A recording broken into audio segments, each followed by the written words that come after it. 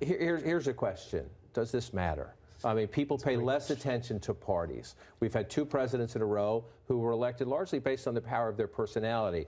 President Obama was not known for tending to the garden of the Democratic National Committee for his 8 years in office, although he now is trying to help his friend Tom Perez in the race. Donald Trump was not the Republican establishment's candidate of choice, and the power of his personality blew the Republican Party away. Does this matter?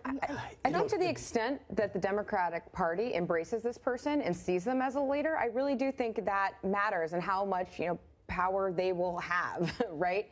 Because, as you said, the DNC is depleted, not only because of their electoral issues, but also because of OFA, because of the organization Obama put together.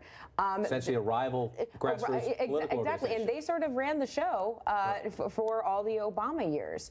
So there was a lot of damage done and a lot of rebuilding to do. So whoever this person ends up being, they've got a tough From a job. message perspective, there's a debate in the party. Some people think Trump was a one-shot wonder, benefiting by the fact that Hillary Clinton was not a good candidate, and just stick with our diversity, stick with the Obama coalition. In the next election, we get it back. This was a one-shot aberration due to Trump's skills and his ability to tap into some things, and Hillary Clinton's failures, like not going to Wisconsin. Other people say, no, we have to get in with the lunch bucket, union guys in Macomb, Michigan, and Pennsylvania and Wisconsin. Other people say, no, it's all of the above. Let's not. You wouldn't want to bank on the Trump election just being a one-off and everything's going to be fine for Democrats. And demographics is destiny, which is what they believed, and the Obama coalition will come roaring back in 2020 or 2024. Look, if whites in the Midwest start voting like whites in the South, that Obama coalition collapses, right? That Obama coalition is premised on still winning a certain amount of the white working class vote.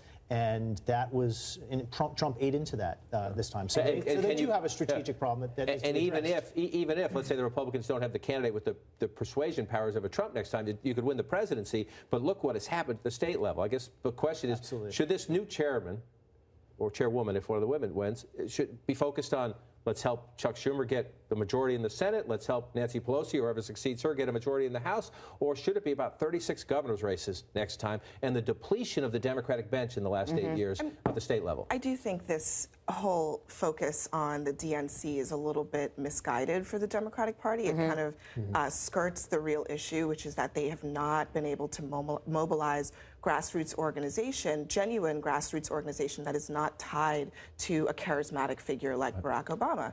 And resolving their DNC chairmanship election is not going to solve that problem. Right. I don't even think rebuilding the DNC as an organization is going to solve that problem.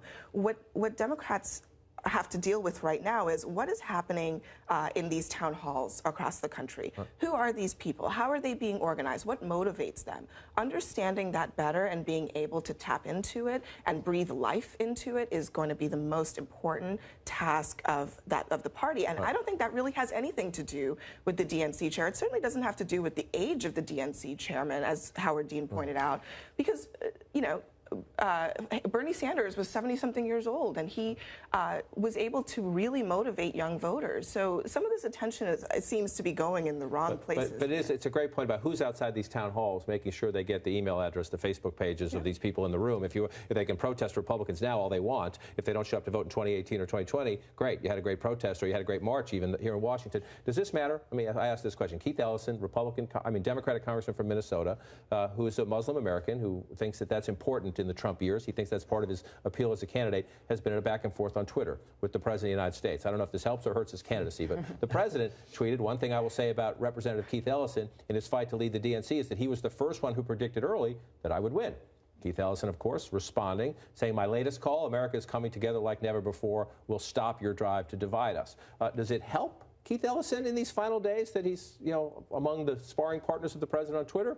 For any Democrat fighting with Donald Trump is not. There's no downside to that if you're trying to win Democratic votes. Right. But look, I think to go back to your question about does it matter, right? There's been a trend especially on the presidential level for decades now, starting with George Bush probably, in which the presidential campaigns are built around individuals, and the power of the party has completely waned. Barack Obama took that to the nth degree, and I think Hillary Clinton suffered from the fact that she didn't have kind of an